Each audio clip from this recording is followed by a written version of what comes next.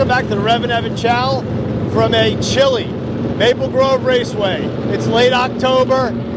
The air is cool. It was 32 degrees this morning. We're at the Pennsylvania Dutch Classic, one of my favorite events. We were here last year. The stockers are warming up. They just got called to the lanes, and we are going to bring you some great action. Hemi Shootout. Strap the belts on tight because it's going to be a fun ride.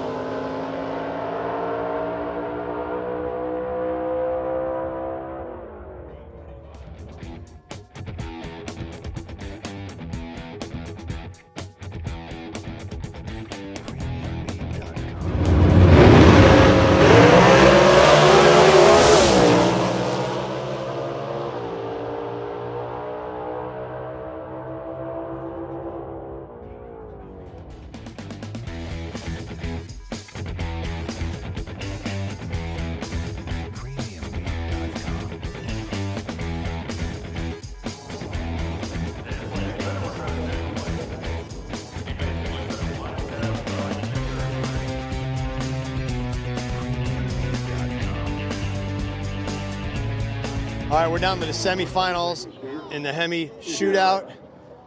Bucky Hess, Jimmy Daniels, and Steve Camella. This is going to be a showdown.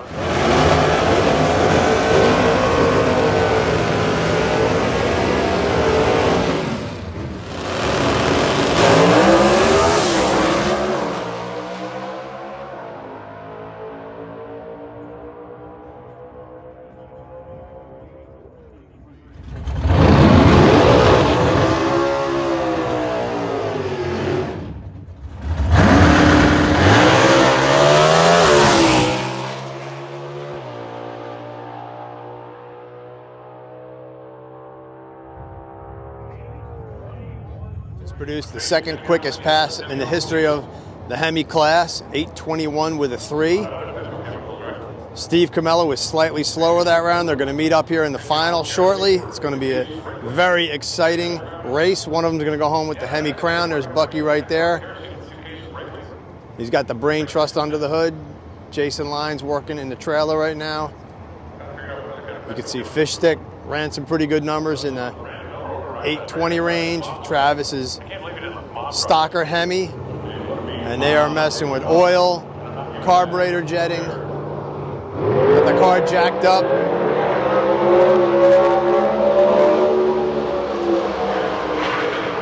Bucky's definitely having fun. He's there right there working on it. Pits Team Camella. There's the original, actually one of 50 Hemi Darts. As Steve Camella's dad bought new, Chuck Camella. And here is the Hemi Cuda 4-speed. That will do battle with Bucky Hess in the final coming up. Steve Camella putting the tune on his car. There's that mighty Hemi. Dual 4-barrel. It's got the manual trans in there.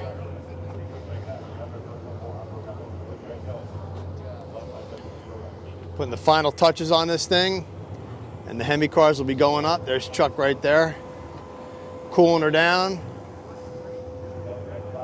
It's going to be a good race. Our Hemi finalist, Steve Camella with Bucky Hess behind him. It's going to be a serious matchup of the two arguably the two baddest Hemi cars in the country right now. Camella with the 426 with the stick, Bucky with the automatics. Just produced an 821 ET. They're strapped in and ready to go. Finishing up one last pair of comp eliminator, and these guys are going to roll into the water box. And it's going to be a battle.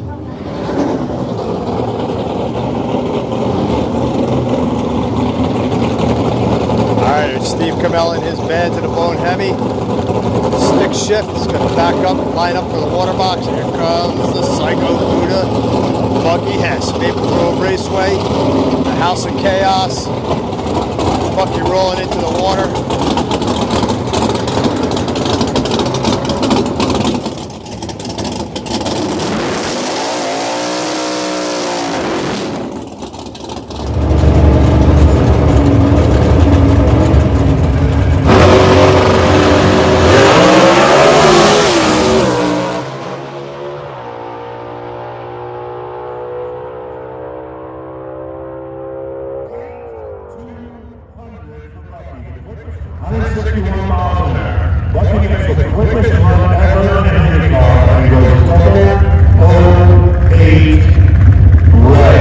Camella took yet another win in the Hemi Challenge.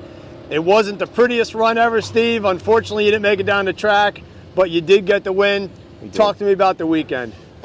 Weekend was your typical Hemi weekend, so a lot of work. Felt like we were on our heels a little bit the entire weekend. It was all power management. I think that the car was good, the motor was good.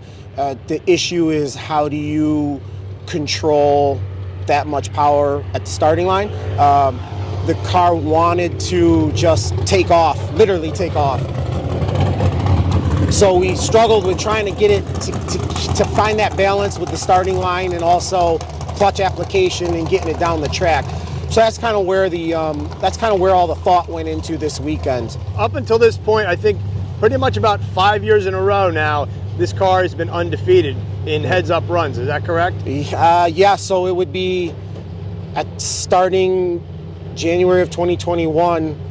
Yes, that is correct.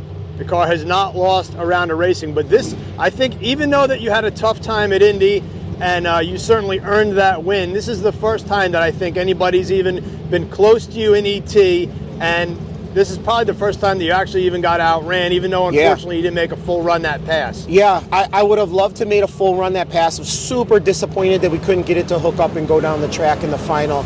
I think all the Hemi followers would have gotten to see a really, really cool scoreboard.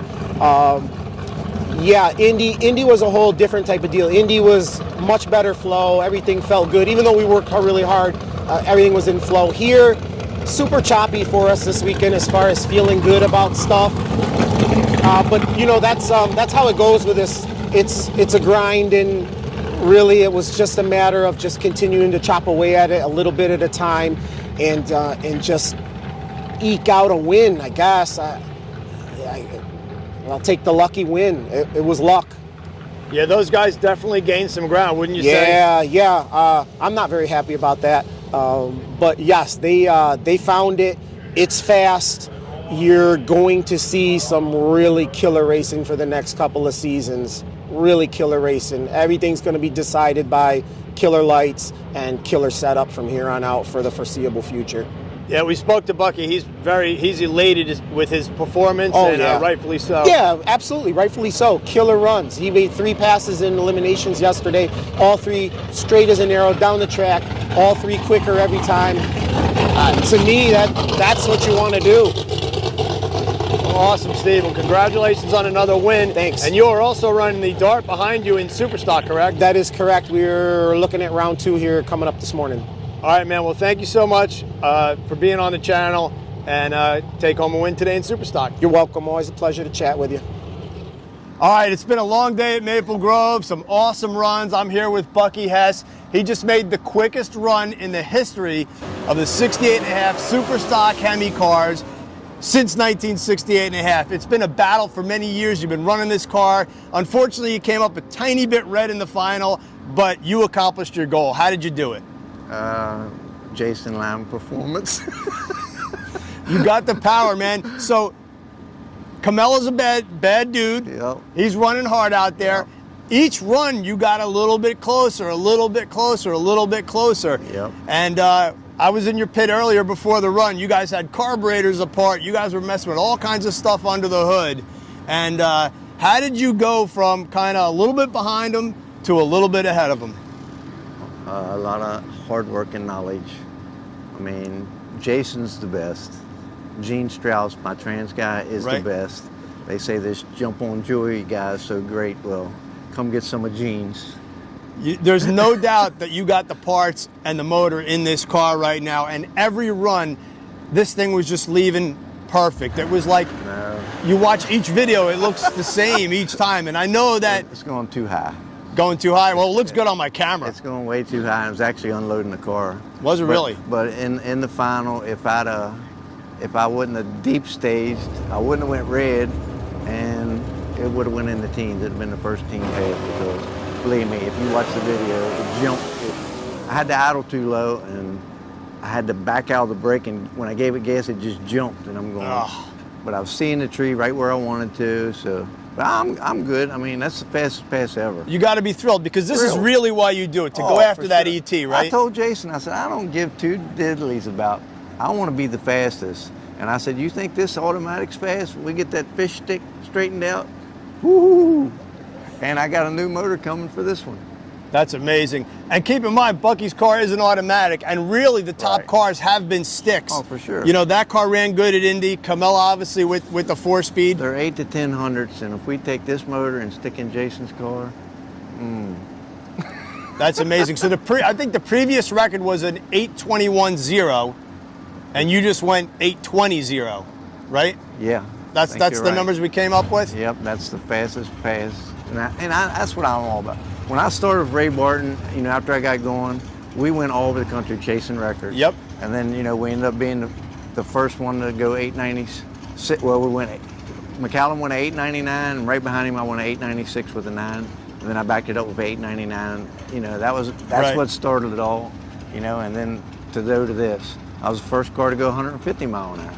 This you is know? true. Yep. And so, but you know, and to have an automatic, this thing's went 161 now, 3 or 4 times. Yeah. I mean, that's stupid fast. And it's good here. I mean, Oh, it's yeah. right around sea level, but it's not like it's like 1,000 feet below sea that level. last pass was 670 feet above. 670. Okay. Above. Well, you know, I get labeled the Ford guy. I'm a car guy. I Yeah. love muscle cars. I love the modern stuff. I love the classic stuff. I've been a fan of these things since I first saw John Friel's car at Englishtown, me too. doing big wheelies. I got tons of pictures of that car. I've been friends with Bucky since you started coming out. Yep. We've shared the same NHRA number for a little while, 1798. And his whole family comes out. He brings the whole crew. They got the great paint jobs and everything. Prettiest Bucky, cars. just so proud of you to be able to do that. I'm so glad I came up to the event to watch that. I'm glad you're here, buddy, and I'm glad we was able to do some history tonight. Absolutely. What a great night. We're going to close it out. Thanks, everybody, for watching Channel Bucky. Thank you, Evan. You're the man. Thank you.